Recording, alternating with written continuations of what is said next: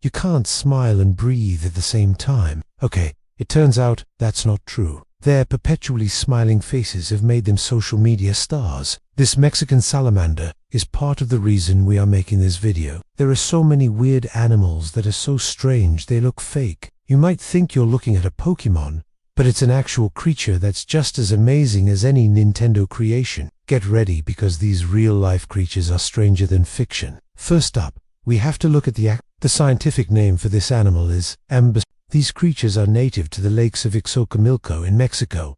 What makes them different from other salamanders? Well, for starters, they never stop growing. They're born smaller than a sesame seed and can end up being over 45 centimeters long. This is known as neoteny, where a creature retains its larval features into adulthood. It's also why they have those frilly gills on the sides of their heads.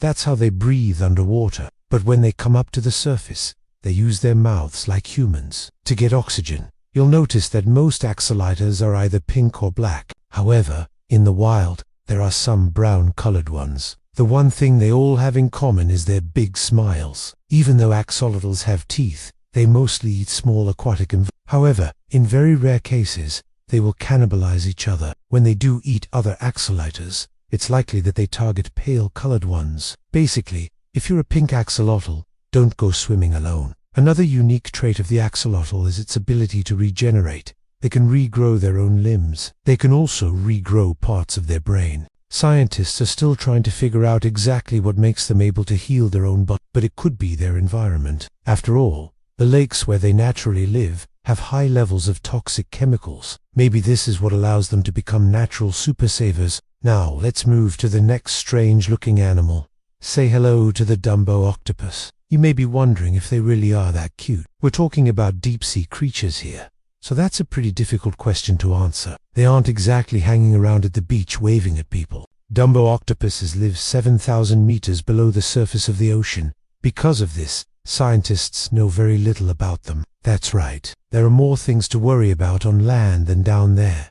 Oh wait, never mind. There are plenty of things to worry about in the depths of the ocean. These octopuses are part of the Grimpoteuthis genus. There are currently 8 species living in our oceans. All of these species are named after famous Disney characters. We have Dumbo, Figaro, Timothy, Rolf, Gus Geppetto, Cleo, and Francis. Yep, they really did name one after Francis the talking cat from Homeward Bound. They got a lot of love from their fans, but one person was left out. Where's Lutzo from Monsters Inc? Anyway, these cutsy octopuses have flappy ear-like fins on the tops of their heads. They use these to steer themselves through the water. Their bodies are gelatinous, meaning they don't have much muscle. Some experts believe this is because they spend so much time near hydrothermal vents. This means they don't need much energy to survive. If they did swim around constantly, they would use up a lot of their energy. Instead, they float with the current until they see something worth eating. At this point, they pounce on their unsuspecting meal.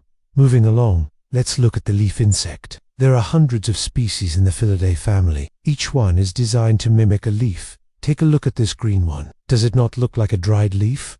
Now check out this brown one. Doesn't it look like a dead leaf? Of course, there are many more colors and designs in nature, but these two are among the best. Even the veins on the insect's legs make them look like a blade of grass. When they fly around, they flutter like a leaf would in the wind. This makes them expert-level camouflage. They can blend in with trees while flying. They can also camouflage themselves on a tree branch while resting. And get this, they can even mimic the effects of a bite mark. Look at this one. Looks like someone took a nibble out of this bug. You can tell just by looking at it, but it's actually just a design feature. If a bird sees this, it will assume the insect has already been eaten by another animal, so it won't waste its time trying to eat it. Now let's take a look at one of the world's ugliest creatures, the blobfish. Most of you have seen this fish before. It's been popular on the internet since 2013. Officially, the blobfish is known as such. It lives off the coasts of Australia and New Zealand. This fish is no stranger to being called ugly. In fact, that's kind of its claim to fame. In 2013, it won the Ugliest Animal Alive award from a group of people at the Ugly Animal Preservation Society. They said the blobfish was the perfect combination of ugliness. It combines a huge gelatinous mass with a disproportionately sized, drooping under eye. Just by reading that, you can probably picture how this fish looks. The funny thing is that the blobfish only looks like this on land. Above water, it has a saggy face, but when it's deeper in the ocean, it looks relatively normal. This is because of pressure. As you go deeper and deeper into the ocean, the pressure increases. Once this fish is brought back to the surface, the air bubbles in its body expand. This causes it to have a swollen appearance. If you saw this fish in the ocean, you wouldn't think twice about it. But if you saw this fish hanging out on your pier, you'd call animal control immediately. Next up, let's look at the thorny devil. This spiky lizard is also known as the Scientifically speaking, it's called Malak. They live in the dry and hot deserts of Australia. They can often be seen sunning themselves on rocks and logs. Now, you may be wondering if it hurts to touch this lizard. The simple answer is yes. The spiky scales on their backs are pointed backwards, so if you try to pet one, you'll end up getting hurt. Luckily, these reptiles aren't too aggressive. They only bite if they feel threatened. They're usually found in sandy and rocky areas. Their color varies depending on where they live. For example, in the Pilbara region, they tend to be orange. In the Gascoyne region, they're more yellow. It's thought that this is because of how hot the area is. The hotter it is, the brighter their colors. It doesn't seem like this lizard knows what it wants to be. It seems to be a mix between a reptile and an amphibian. It drinks water through grooves in its skin. It can also absorb moisture from fog. How crazy is that? Now let's look at the blue dragon. It goes by the name of Glaucus. It's a type of sea slug, but slugs normally aren't this beautiful. This guy floats upside down in the open oceans around the world. It has a shiny silver blue color. It's also transparent. This makes it look like the ocean itself is floating on top of the water. It has a small sail on the top of its back. This helps it float. It also uses its sail to store venom. You see, this sea slug eats Portuguese man-o'-wars. These creatures pack a painful sting, so the blue dragon stores this poison in its sail. It then uses this as protection from predators. Moving along, let's take a look at the Yeti crab. This isn't your grandma's crab. For starters, it's completely white. It also has these furry pits. It's scientifically known as kiwi. Just like the blue dragon, the Yeti crab lives near hydrothermal vents. These are found on the seafloor. They emit heat from the Earth's core. This creates a perfect place for bacteria to live. Bacteria is the main source of food for the Yeti crab, but they don't simply eat the bacteria. Instead, they use their hairs to grow the bacteria. The bacteria sticks to the hairs on their pins. They then feed on the bacteria farms growing on their claws. Who knew crabs could be so sophisticated? They basically created agriculture. Now let's look at the sea pig. Don't let the name fool you. It's not actually a pig. It's a type of sea cucumber. Sea cucumbers are famous for sticking their innards out of their rear ends. This makes the sea pig look even weirder than it already does. But it's nothing compared to this next animal. Sea pigs live on the abyssal plains of the ocean. They can be found anywhere from 1,200 to 5,000 meters deep. They tend to hang out on soft, muddy bottoms. Their translucent pink bodies allow them to camouflage themselves. They also have tube-like feet that allow them to move along the seabed. Unlike most sea cucumbers, sea pigs have no anus. Food goes in but nothing comes out. That's because they feed on decaying matter. By the time they consume organic matter, it's already gone through the decomposition process. Now let's take a look at the stargazing fish.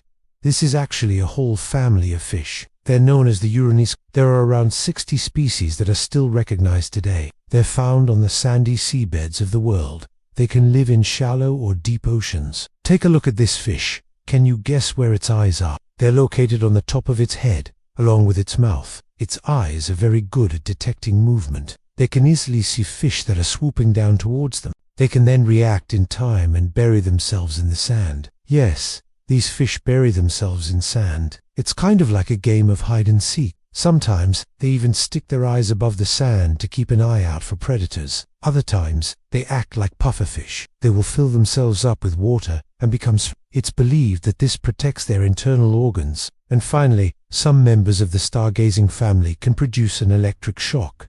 This helps them stun their prey. They can also use it as a form of defense. Finally, we have to look at the Venezuelan poodle moth. This fluffy moth was discovered in 2009. It was found in the rainforest of Venezuela. Since it was just recently discovered, scientists don't know much about it. Everything from its size to its lifespan is unknown. One thing they do know is that these moths have extremely long and thin antennae. They look just like feathers. Because of this, the Venezuelan poodle moth is part of the Limentridae family. This family is famous for having feathery antennae. There are many other types of poodle moths, but none are as fluffy as the Venezuelan poodle moth. This is due to scales covering its body. These are the same scales that give other insects like beetles their color. It's also possible that these scales help the moth to camouflage itself. The forest floor is covered in dead leaves. This makes it the perfect hiding spot for a fluffy moth. But now it's time for you to make your voice heard. Comment below which of these creatures was the weirdest. Do you want to see more videos like this? If so, stay tuned. Thanks for watching.